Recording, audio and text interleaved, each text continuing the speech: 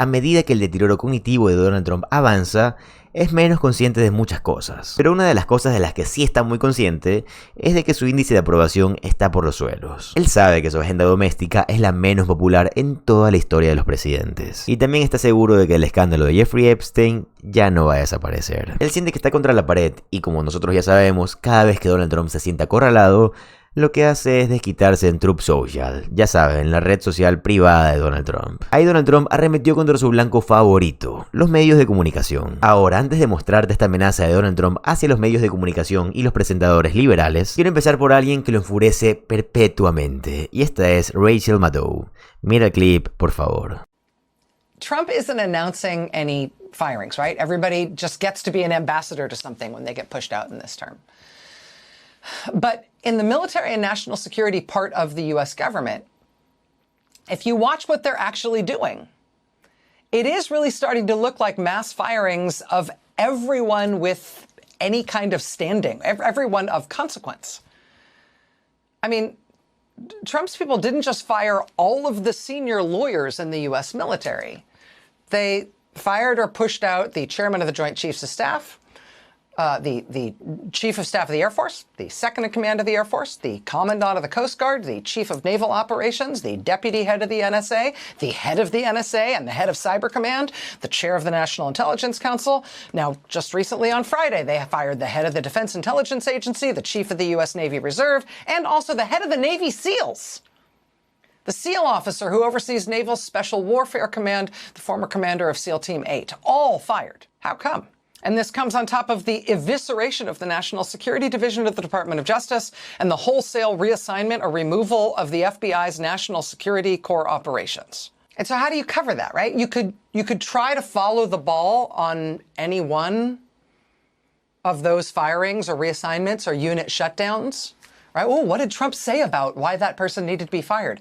What was said in MAGA world about why that person needed to be fired? What could have explained how this person ended up on the wrong side of the black ball here? I mean, you could try to follow the individual story of all of these firings and reassignments and unit shutdowns, the way we can try to discern the story behind any of Trump's newly announced ambassadors as they one by one are expelled from some government agency or the White House or from a romantic relationship with one of the president's adult children. And you can follow these stories one by one. Or you can look at the big picture and recognize that what's happening here might be quite important, particularly in the national security sphere. Right? At the same time, the president is repurposing all federal law enforcement agencies and the U.S. military into an armed force, in some cases a masked armed force that patrols and polices and occupies U.S. cities. He is simultaneously degrading the professional core of those entities, degrading the professional core of federal law enforcement, the military, the intelligence agencies, and even emergency response. He is deprofessionalizing the U.S. military and federal law enforcement and federal emergency response, while he is turning those kinds of forces against the American people on American soil. And why would you do that? I mean, maybe somebody should ask him, although would you believe his answer?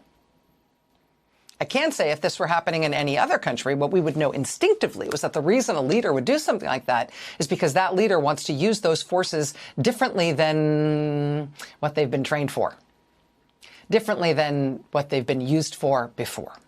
A leader trying to deprofessionalize the sharp end of the spear, deprofessionalizing law enforcement and the military, does so because he wants to remove any professional restraint or internal ethics or culture that might otherwise hold those forces back from what he is now going to ask them to do. La acción que tiene esta administración es intencional. No es una administración inteligente, pero en última instancia quieren apoderarse del gobierno. Es lo que dijo Roosevelt, que quiere que los trabajadores federales se sientan traumatizados. Y esto ni siquiera afecta únicamente a los que trabajan para el gobierno federal. Esto también afecta a la visión colectiva de lo que es el gobierno federal. Lo que quiere hacer Donald Trump básicamente es desmantelarlo, venderlo y apropiarse de él. Y exactamente lo mismo quiere hacer con los medios, como quedó muy claro después de esta diatriba. Mira por favor. Donald Trump pide que se termine con ABC y NBC. Todo esto en una épica arremetida nocturna. ¿Por qué ABC y NBC Noticias Falsas, dos de las peores y más sesgadas cadenas de todo el mundo, no están pagando millones de dólares al año en aranceles de licencia? Despotricó Donald Trump. Deberían de perder sus licencias por su cobertura injusta de los republicanos y o conservadores. De nuevo Donald Trump. Pero como mínimo deberían de pagar mucho por tener el privilegio de usar las ondas más valiosas en cualquier momento y en cualquier lugar. El periodismo corrupto no debería de ser reportado, debería de ser eliminado. La explosión verbal vino después de que Donald Trump se elogiara a sí mismo, afirmando, a pesar de una altísima popularidad, según muchos, entre los mejores 8 meses de la historia presidencial. ABC y NBC Noticias Falsas, como Donald Trump las llama, dos de las peores y más cegadas cadenas de la historia, me dan el 97% de historias negativas. El presidente continúa, si ese es el caso, entonces simplemente son un brazo del Partido Demócrata, y deberían, según muchos, tener sus licencias revocadas por la FCC. Yo estaría totalmente a favor de eso, porque son tan sesgados y falsos. Una amenaza real para nuestra democracia. Maga, tenemos verdaderamente un presidente mafioso. Así como actúa Donald Trump, quiere amenazar, quiere intimidar, pero tenemos que verlo más de cerca. Ahora que los medios están más cegados hacia los demócratas. ¿Recuerdan cuando Sean Hannity se jactó al aire diciendo que jamás iban a hablar de los archivos de Jeffrey Epstein? Eso es lo que aparece de hecho en la propaganda. La cadena clave más grande es Fox, luego tenemos a Elon Musk con Twitter. Mark Zuckerberg no tendría ningún problema con vender toda la información a Donald Trump. TikTok también se arrodilló ante Donald Trump. Los medios están totalmente vendidos hacia Donald Trump y hacia la derecha. Y obviamente están muy bien financiados por los millonarios que apoyan a Donald Trump y se quieren adueñar de Estados Unidos. Pero yo quiero que veas lo que tiene que decir Rachel Maddow al respecto de todo lo que está pasando. Mira el clip, por favor. The president has just fired the director of presidential personnel at the White House, the person in charge of hiring people into the Trump administration. I'm sorry, I misspoke. I said he fired him. He actually named him to be an ambassador. Because in this second presidential term, Trump doesn't fire anyone anymore. When he wants to fire someone, he instead just makes them an ambassador. And it's always because of some kind of mess. Trump's national security advisor, you'll remember, he bizarrely added the editor-in-chief of The Atlantic magazine onto an insane group text about classified forthcoming military operations. Michael Waltz, Trump national security advisor, did not get fired for that. He instead was named ambassador to the United Nations. Trump apparently wanted to get rid of the U.S. attorney in New Jersey so he could give a big New Jersey job to his former personal defense lawyer, whose other legal experience was mostly just working for a parking garage company.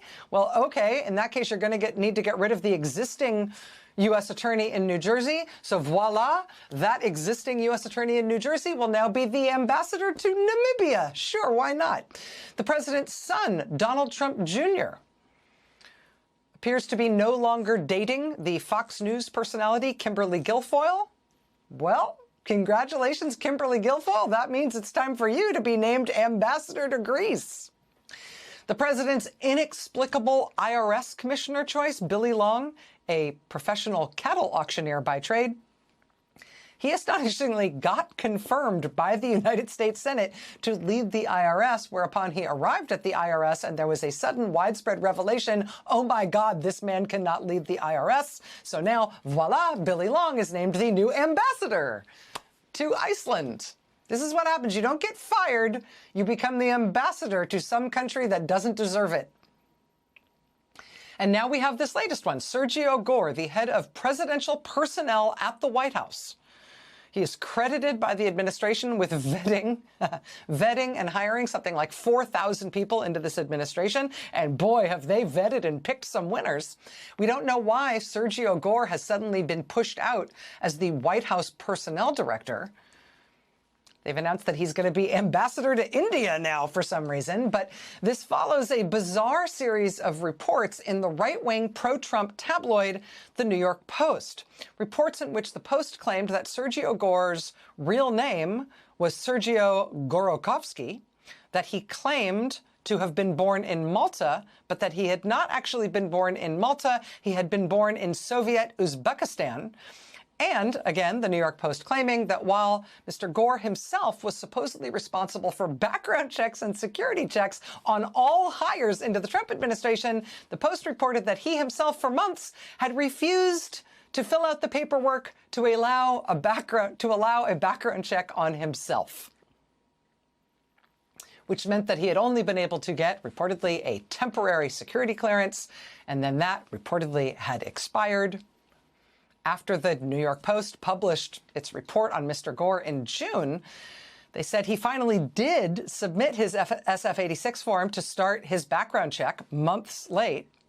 And then, according to the Post, quote, several sources said that the FBI recently completed a background check into Mr. Gore. The findings of that review stoked internal intrigue over the past week as those findings were, quote, reviewed by West Wing bosses.